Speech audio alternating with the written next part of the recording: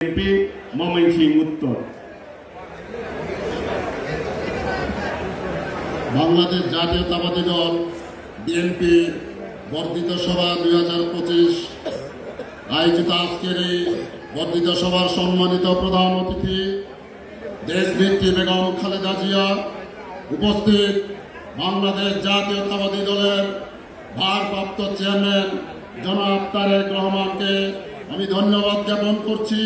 আমি সুদীর পাহাড় থেকে এসে আমি আজকে বাংলাদেশ জাতীয়তাবাদী দল বিএনপির বর্ধিত সভায় বক্তৃতার সুযোগ করে দেওয়ার জন্য সম্মানিত অতিথি, সম্মানিত চেয়ারম্যান মহোদয়, আমার কিছু বলার নাই, শুধু আমি দু একটা কথা বলবো।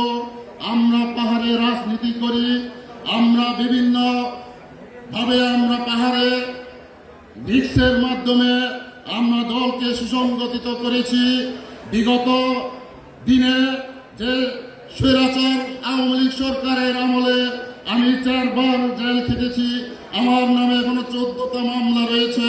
আমার জেলা বিএনপির সংগ্রামী সদস্য সচিব জাভেদ রেজার নির্দেশে আমার উপজেলার 6টি ইউনিয়ন 54টি ওয়ার্ডে আমরা প্রত্যেক ওয়ার্ডে আমরা সুসংগঠিতভাবে কাউন্সিলের মাধ্যমে কমিটি গঠন করেছি। আমার জেলা বিএনপির সেক্রেটারি মহোদয় এমন একটা পাহাড়ি গ্রামে ওনার পা পদার্পণ হয় নাই যে পাড়াতে আমরা বিভিন্ন সন্ত্রাসী বাহিনীর কারণে বিগত দিনে কোন নেতা, বাঙালি নেতা আমাদের পাহাড়ে দল করার জন্য সাহস করে নাই।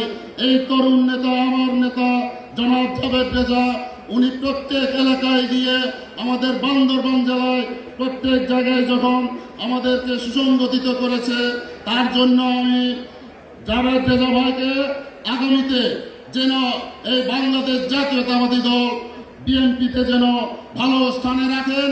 ওনাকে যদি ভালো স্থানে রাখে, আমার পাহাড়ে ওনার হাতকে শক্তিশালী করার জন্য আমরা যে পাহাড়িরা আজকে তরুণ পাহাড়িদেরকে নিয়ে জাভেদ ভাই এগিয়ে যাচ্ছে, ওনাকে সুদৃষ্টিতে দেখার জন্য আমি জনাব তারেক রহমান ভারপ্রাপ্ত চেয়ারম্যানকে উদাত্ত আহ্বান জানিয়ে আমি বান্দরবানবাসীর পক্ষ থেকে সংগ্রামী শুভেচ্ছা জানিয়ে আমি আমার বক্তব্য শেষ করছি।